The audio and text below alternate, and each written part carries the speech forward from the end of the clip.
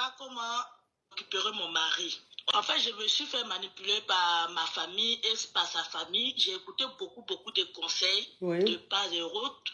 Et je me suis discuté avec mon mari.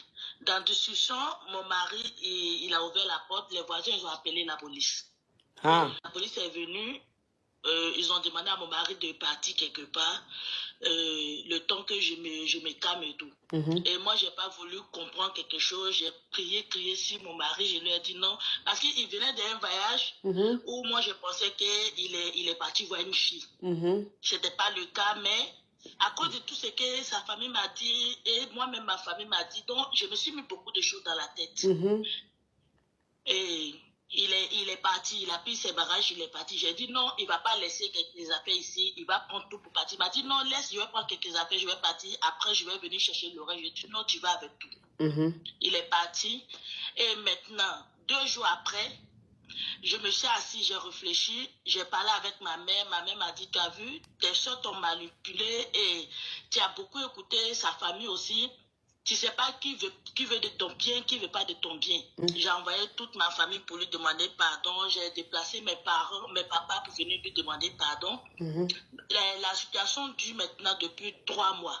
Il est allé en voyage et tu t'es persuadé qu'il est allé voir une autre femme parce que c'est dans sa famille, des membres de sa famille sont venus te monter pour dire qu'il te trompe, il allait voir une autre femme et tout ça. Et toi aussi de ton côté, c'est-à-dire dans ta famille aussi, tu as été manipulé. Ta famille t'a dit aussi que ton mari te trompait, que le voyage, c'était une autre femme qu'il est allé voir. Donc quand ton mari est rentré de son voyage, tu étais déjà sur les nerfs. Tu as fait un scandale, vous vous êtes pris la tête et les voisins ont appelé la police. Il faut savoir qu'en Europe, en Amérique, c'est comme ça. C'est-à-dire que quand il y a des petits soucis, les voisins appellent la police, ils ont le droit. Voilà comment la police arrive. Quand la police dit à ton mari, demande à ton mari d'aller un peu rester quelque part le temps que tu te calmes. Et toi, en fait, tu t'es tellement manipulé par tes beaux-parents et tes parents aussi, et aussi aveuglé par la jalousie que tu as dit que tu ne voulais même pas qu'il aille quelque part et revenir, qu'il ramasse toutes ses affaires pour partir. Ton mari t'a dit, laisse-moi prendre au moins quelques affaires et laisse le reste ici, que je parte et on va en parler, on va rire. Tu dis non, tu veux rien savoir, qu'il prenne toutes ses affaires, tu ne veux plus de lui. Voilà comment ton mari est parti. Et depuis que ton mari est parti, tu vois au fur et à mesure que tu as été manipulé et qu'en réalité, il est allé en voyage, il n'était pas allé chez une femme. Aujourd'hui, tu as pris des gens, tes parents à toi pour aller demander pardon à ton mari pour qu'il revienne dans son foyer. Donc, il a dit à tes parents, pour le respect, il ne va pas divorcer, mais il ne veut plus vivre avec toi. Il veut être chez lui et toi, tu es chez toi. C'est ça. Okay. Il veut prendre son appartement. Moi, je reste chez moi avec les enfants. Il va faire la navette. Mais j'avais vu des preuves qu'il parlait avec son ex dans son téléphone. On a parlé de ça. Bien avant que j'ai ma dernière fille, on a parlé de ça. Il a dit non, c'est juste conversation. On n'y a rien entre nous. Et moi, j'ai mené mes enquêtes, j'ai vu que la fille, elle est mariée. J'ai dit, mais ça ne me sécurise pas. Parce que moi, mon relation passée, ma camarade, elle était mariée, mais elle est sortie avec mon copain. Et j'ai dû laisser le monsieur pour elle. Et là, ça me sécurise pas. Donc, si tu dis qu'elle est mariée, à cause de ça, tu ne sors plus avec elle, moi, je ne suis pas rassurée. Et puis, il ne m'a pas rassurée. J'aime mon mari, je ne veux pas perdre mon mari.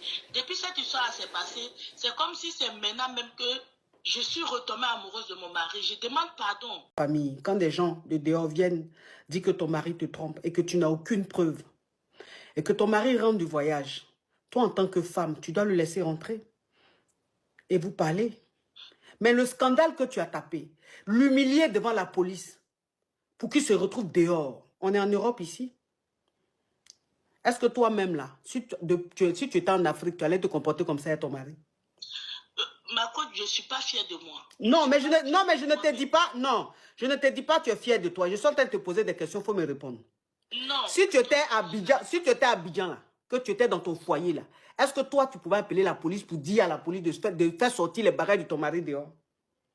Jamais. Jamais. Donc pourquoi tu fais ça? Parce que tu es en France. C'est ça, je vous dis toujours, quand vous êtes dans vos foyers, que quel que soit le pays où vous vous trouvez, chez les Blancs ici, quand vous êtes en Europe, vous êtes en Amérique, je vous dis toujours, quand vous êtes dans vos foyers, restez lucides. Parce que vous êtes influencé par le système des Haïti. Quand toi, tu sais que tu aimes ton homme et que tu sais que tu n'as pas envie de le perdre et que tu tiens à ton foyer, tu ne l'humilies pas comme ça. Maintenant, tu as vu après que le monsieur n'est pas allé voir femme, qu'il avait effectué un simple voyage. Maintenant, aujourd'hui, ton mari, il t'a dit, ok, il n'y a pas de souci, vous allez reprendre. Mais lui, il ne veut plus vivre avec toi. Parce qu'il a peur, il s'est dit, mais demain encore, il va avoir un petit problème, elle va appeler la police encore pour me mettre dehors. Il n'a plus confiance en toi. Il préfère se lever, venir dormir, se lever le matin, aller chez son ami, il est en train de chercher son appartement.